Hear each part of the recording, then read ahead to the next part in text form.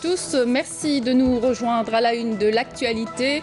L'Algérie et la Chine saluent les réalisations exceptionnelles accomplies dans divers domaines dans le cadre des relations de coopération. Les deux pays célèbrent cette année le 60e anniversaire de l'établissement de leurs relations diplomatiques. Dans l'actualité économique, ouverture ce jeudi de la 27e édition de la foire de la production algérienne au Palais des Expositions à Alger sous le slogan « Réussir les exportations pour une croissance économique durable ». Et c'est le Premier ministre Ahmadou Yahia qui procédera à son inauguration. On termine le journal avec de la fraîcheur, mais surtout les bonnes saveurs de la ville des Roses. Blida, comme à chaque fin d'année, nous offre ces bons produits du terroir de la terre.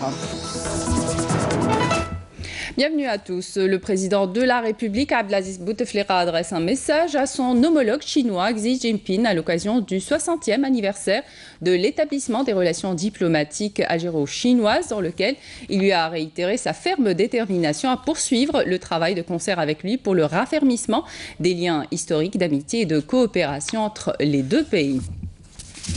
L'Algérie et la Chine saluent les réalisations exceptionnelles accomplies en 60 ans de relations diplomatiques, ce qui témoigne de la solidité des relations entre les deux pays. C'est ce qu'a déclaré le ministre des Affaires étrangères Abdelkader Mseh lors d'une cérémonie organisée à l'occasion. Karim Haïfa.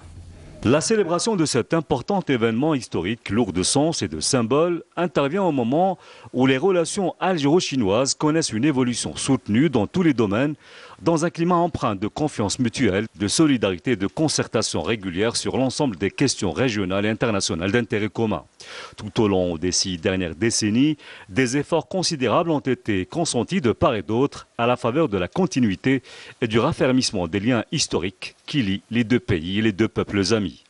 هذه المناسبة التاريخية الهامة تعكس عراقة وقوة. Cet anniversaire historique témoigne de la solidité des relations entre nos deux pays. L'Algérie et la Chine sont liées par des relations nouées pendant la lutte de libération nationale. La Chine qui a été le premier pays non arabe à reconnaître le gouvernement provisoire de la République algérienne. La coopération bilatérale a connu, grâce à la volonté des dirigeants politiques des deux pays, un développement accéléré dans l'ensemble des institutions et secteurs à la lumière du partenariat stratégique global entre nos deux pays, mis sur pied grâce à une initiative du président Bouteflika et son homologue chinois depuis le 25 mai 2014. La coopération bilatérale entre les deux pays qui se traduit également par des positions communes sur l'ensemble des questions régionales et internationales d'intérêt commun, une affirmation de plus du rôle dynamique que jouent nos deux pays dans les échanges de coopération entre les peuples, l'instauration de la paix, la sauvegarde de la sécurité et la réalisation des objectifs du projet « Le vivre ensemble en paix » initié par l'Algérie, un projet qui se croise de par ses principes avec la notion de la communauté de destin pour l'humanité, un projet approuvé sans concession par la communauté internationale, prouvant ainsi la nécessité de ces principes. La célébration de ce 60e anniversaire marque également la ferme détermination de la Chine à poursuivre le travail de concert avec l'Algérie en vue de raffermir les liens d'amitié, de solidarité, de coopération historique et stratégique globale qu'entretiennent les deux pays, avec son attachement à hisser ces relations au plus haut niveau, au mieux des aspirations des deux peuples algériens et chinois. L'Algérie est le premier pays arabe à avoir des relations bilatérales privilégiées avec la Chine, une preuve de plus de la qualité et de la particularité de ces relations empreintes de confiance et de fraternité qui lient les deux pays. L'Algérie et la Chine qui gardent cette volonté commune pour l'approfondissement de leurs relations bilatérales et construire ensemble une communauté au destin encore plus solide, grâce à votre pays qui joue un rôle pionnier dans la préservation de la paix et de la sécurité dans la région. La commémoration du 60e anniversaire des relations diplomatiques entre l'Algérie et la Chine a été par ailleurs marquée par l'émission d'un timbre réalisé par l'artiste Ali Mechta, un symbole commémorant 60 ans de relations diplomatiques privilégiées et de partenariat stratégique entre les deux pays. Le général de corps d'armée Ahmed Gaïd Salah, vice-ministre de la Défense nationale, chef d'état-major de l'armée nationale populaire, effectue ce jeudi une visite de travail à la première région militaire à Blida. Lors de cette visite, le général de corps d'armée supervisera l'exécution d'un exercice d'essai démonstratif des drones de reconnaissance. Dans l'actualité parlementaire, le Conseil de la Nation tient aujourd'hui une séance plénière consacrée aux questions orales destinées au ministre des Travaux publics, à la ministre de l'Environnement, au ministre du Tourisme, au ministre de la Santé et au ministre de la Jeunesse et des Sports. Le rendez-vous économique de cette fin d'année, la foire de la production algérienne, cette 27e édition qui sera inaugurée cet après-midi par le Premier ministre Ahmed Yahya, se tient jusqu'au 26 du mois à la SAFEX sous le slogan « Réussir les exportations pour une croissance économique durable ». Des entreprises représentant tous les secteurs d'activité de l'économie nationale y participent, l'occasion pour elles de mettre en évidence les réelles potentialités des entreprises algériennes. Objectif, se positionner sur les marchés à l'international. Pour nous en parler, nous avons en direct avec nous Amel Bouarba qui est sur place. Amel, on sait que cette édition se tient dans un contexte particulier. La nouvelle stratégie de soutien actif, de promotion et de valorisation des potentialités existantes, dont l'objectif est de conquérir des marchés à l'extérieur. C'est pourquoi ce rendez-vous est majeur pour les opérateurs économiques. Effectivement, Amina, donc cette manifestation économique d'envergure se tient sous le slogan « Réussir les exportations pour une croissance économique durable ». Il faut savoir que cet événement incontournable, dans cet événement incontournable, il y a plus de 430 entreprises publiques et privées qui prennent part. Donc, ils représentent tous les secteurs d'activité. Et il est à noter aussi que la participation de l'ANP pour la 3e fois avec 16 unités et entreprises de production. Cela s'inscrit dans le cadre de la dynamique initiée par le président de la République dans le cadre d'encourager la production nationale. Rappelons enfin que cet événement sera inauguré cet après-midi par le Premier ministre Ahmed Yahya. C'est un événement qui sera ouvert au grand public demain et s'étalera sur une semaine. Merci Amel, merci pour ces explications. On reviendra sur cet événement dans nos prochaines éditions. Et toujours à propos de production nationale, la récolte des olives se poursuit. Elle touche à sa fin dans plusieurs régions. À Djidjel, les huileries tournent en ce moment à plein régime. Là-bas, l'extraction de l'huile d'olive se fait encore de manière traditionnelle. La filière oléicole est cependant un peu freinée par la diminution des surfaces consacrées aux oliviers. Selm Kasser. La renommée de l'huilerie Baraka a dépassé la wilaya de bouche à oreille. Les gens viennent de partout pour acheter une huile pressée à froid et de qualité supérieure dans cette huilerie qui utilise encore les méthodes traditionnelles d'extraction de l'huile d'olive depuis 1963. Ce qui caractérise une huilerie traditionnelle, c'est l'extraction de l'huile d'olive à froid. Nous avons deux sortes d'huile, celle pressée à froid et celle qui est chauffée doucement pendant 15 minutes puis pressée. Je suis venu de Mila pour acheter de l'huile de cette huilerie.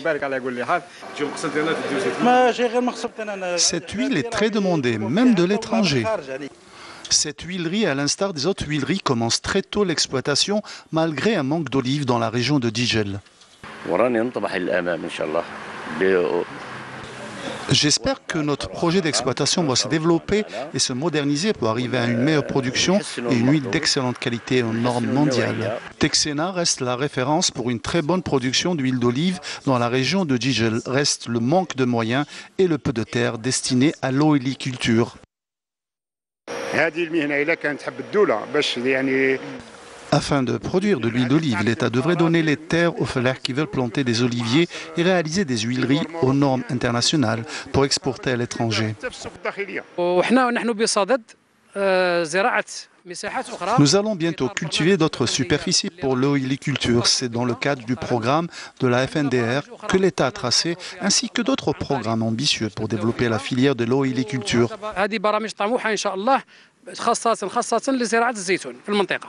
Il est nécessaire de développer cette filière localement avant de penser à l'exportation, car l'exportation reste un défi à relever que les exploitants agricoles de la région veulent à tout prix atteindre. Chlef en passe de devenir un important pôle industriel. Cette région aux potentialités certaines dans divers domaines dispose du foncier industriel, ce qui a attiré beaucoup d'investisseurs. Des dizaines de projets ont déjà été lancés. Abdel Halim Yaïch. Le secteur industriel dans la wilaya de Chlef a connu la mise en service de deux nouvelles sociétés, l'une de montage de cabines pour camions et une autre de montage de panneaux photovoltaïques, alors que 84 nouveaux projets sont entrés en phase de production. Un investissement prometteur pour la région et pour la production nationale.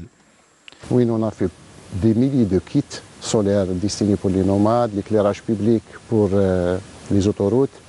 Et le dernier programme qui a été réalisé dans la wilaya de Chlef, c'est l'éclairage des plages. On a éclairé plus de 7 plages. Nous avons pour objectif la production de 1200 camions par an et on devrait pouvoir atteindre une production de 2000 camions au bout de 4 années.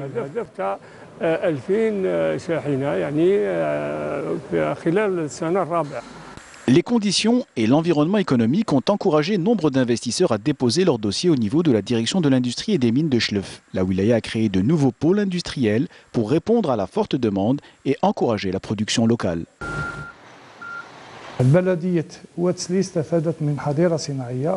La commune de Ouetzli a bénéficié d'un foncier industriel sur une superficie de plus de 110 hectares pour une enveloppe budgétaire de 170 milliards de centimes.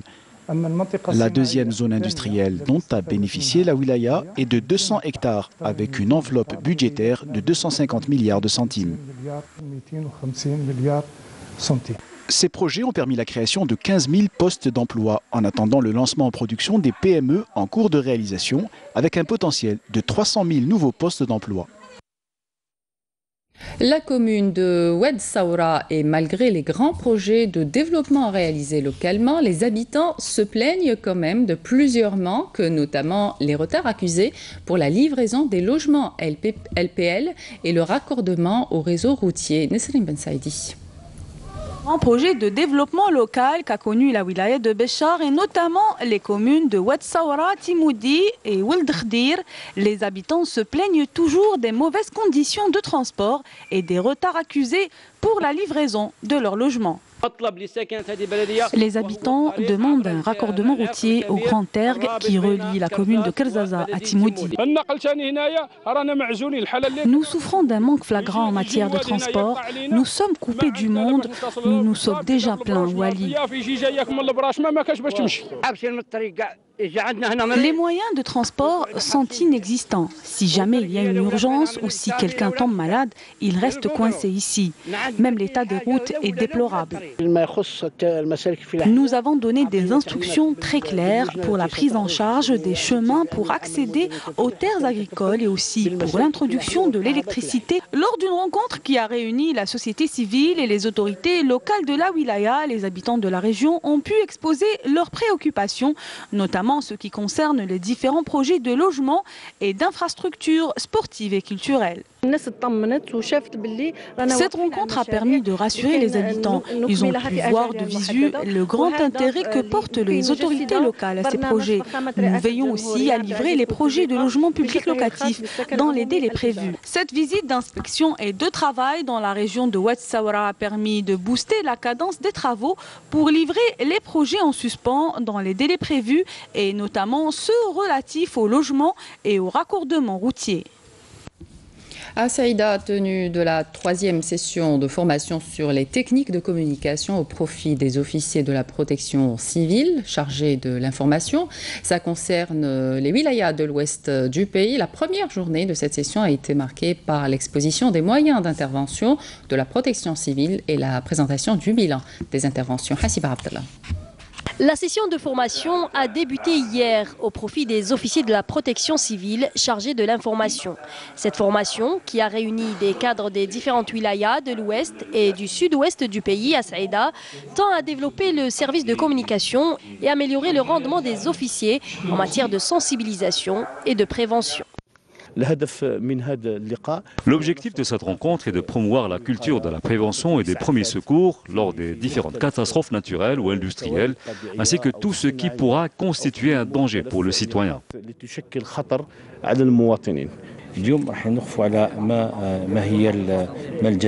Nous allons revoir aujourd'hui toutes les nouveautés dans le domaine des TIC, notamment l'utilisation des réseaux sociaux. Grâce à cette formation, les officiers chargés de la communication auront compris l'importance des différents moyens de communication et la meilleure façon de les utiliser pour mieux faire passer leur message au grand public. Comment animer une conférence de presse, comment transmettre un message notamment préventif ou comment gérer une situation de crise dans le cas de grandes catastrophes ou lors d'accidents domestiques. Cela concerne aussi la publication d'une annonce dans la presse.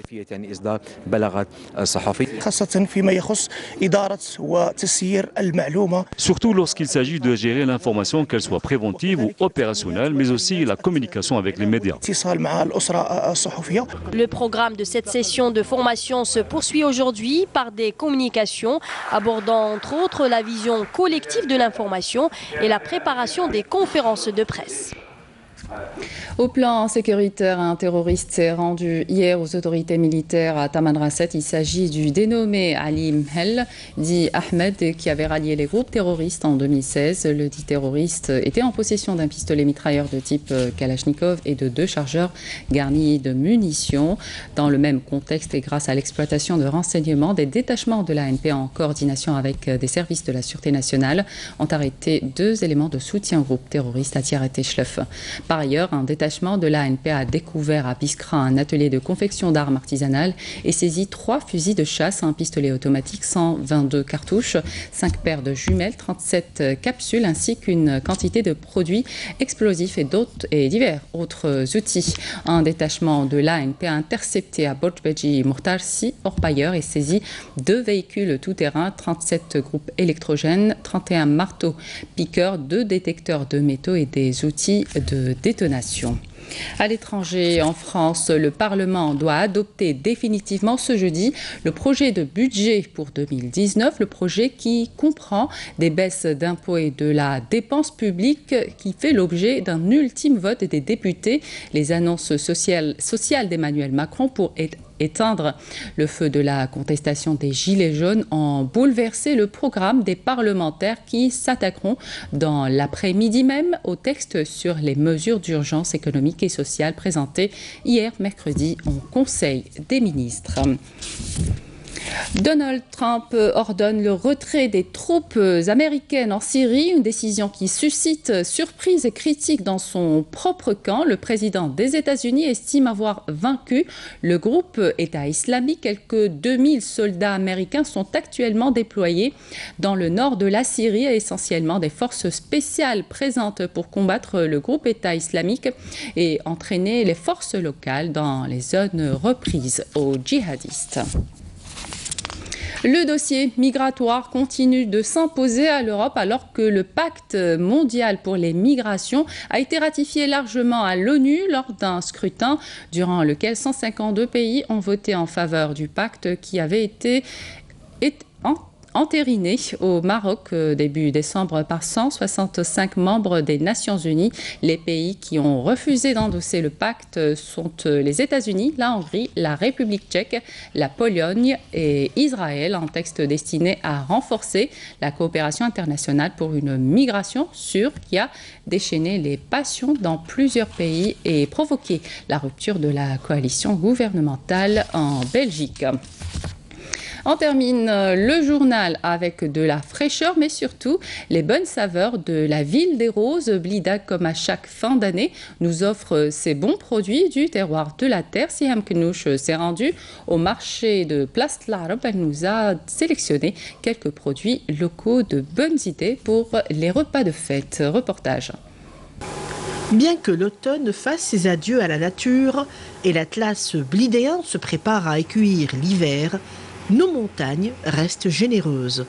Elles nous tendent les branches de ces arbres avec plein de fruits à coque, comme ce pin qu'on retrouve au marché par exemple. À ses côtés, des châtaignes, des glands, des noix, tous attendent des clients connaisseurs.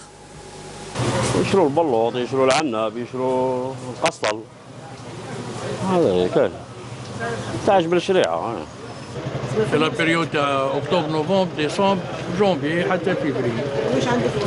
Exactement, عندي بلوط عندي جوز تاع رب، عندي الباكا، عندي القسطل، عندي سكوكو الحر، عندي البلوط تاع الفرنان. الحمد لله كاين موليها يا عقوة. Le marché de Place Larbe de Blida est réputé pour ses senteurs et ses saveurs qui font vivre la ville au rythme des saisons. Ici, on trouve des fruits pour les confitures ou du jujube, ou comme ici, la pâte à fruits à base de raisin. Tous se préparent pour une période qui s'annonce déjà, celle des fêtes de fin d'année. Voilà qui termine cette édition. Merci de votre attention. Vous pouvez toujours nous suivre sur les liens qui s'affichent sur votre petit écran. Excellente suite de programme sur Canal Algérie. À demain.